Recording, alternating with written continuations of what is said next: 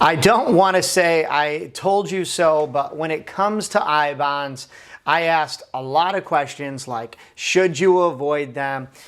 Was I wrong to tell you that it's a good idea to avoid them? And today I'm going to share with you why I believe I was right about I bonds, how things have unfolded these past few months. So stick around, you're not going to want to miss this. I'm Rich Smith, and one of the money lessons they never teach you in schools is how to put your money into different piles and allocate things for like savings, for emergency funds, and for investments. And today we're going to talk about a savings vehicle that many people were excited about over the past year called I bonds. Perhaps you were somebody that took maybe $1,000, $5,000, up to $10,000 and put it in there because it was at an all-time high at nearly 10%. However, the headlines, the hype, may have gotten people a little too excited because less than a year later, the hype has fizzled. Now, I'm going to dive into all the details, but real quick, drop a like for this video. Now, to catch everybody up to speed, if you are a little kind of rusty on your I bonds, this is a savings vehicle, literally something issued from the United States that you can go and buy up to $10,000 every year. And you get two rates, a fixed rate and then an inflation rate.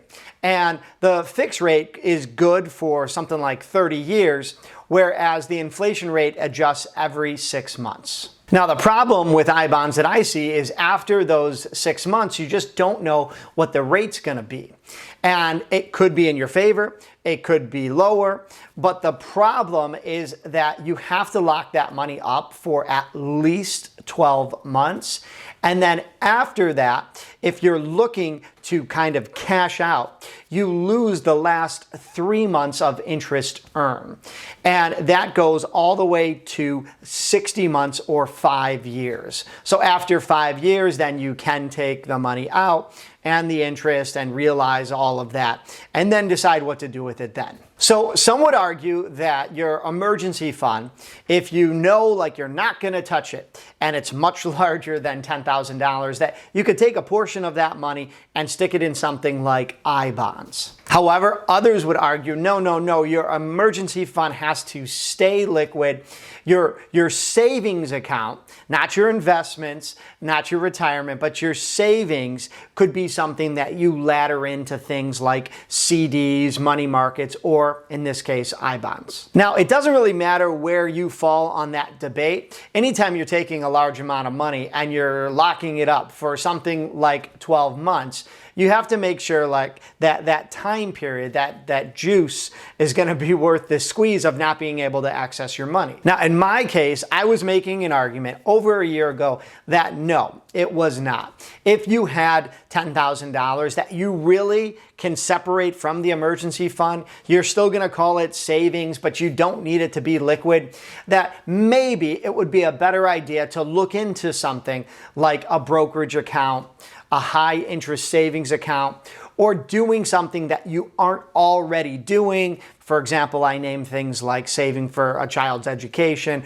or investing in your own education, your own business, something like that. And therein lies why some people flooded my YouTube video with comments all about how that's not a sound strategy.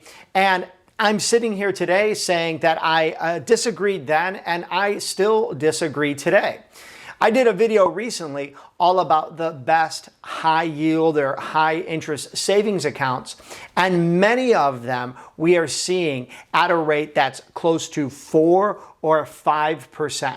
Also, we're seeing rates for something like 6-month CDs over 5% at the time of this recording.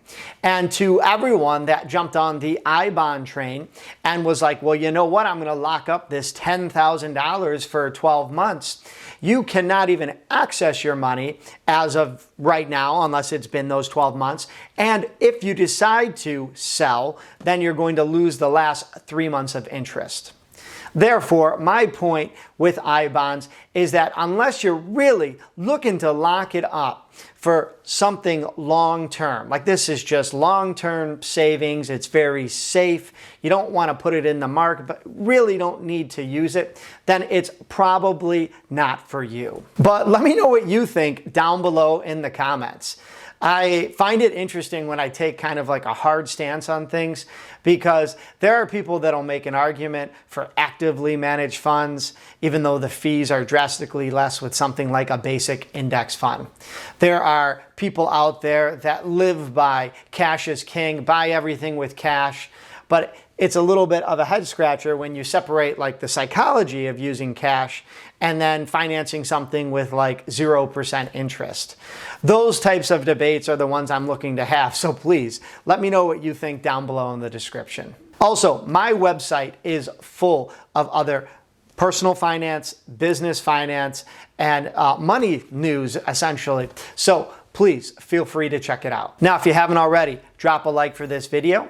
And if you're new to the channel, please don't forget to hit subscribe and ring that notification bell. All right, as always, I'm Rich, and until next time.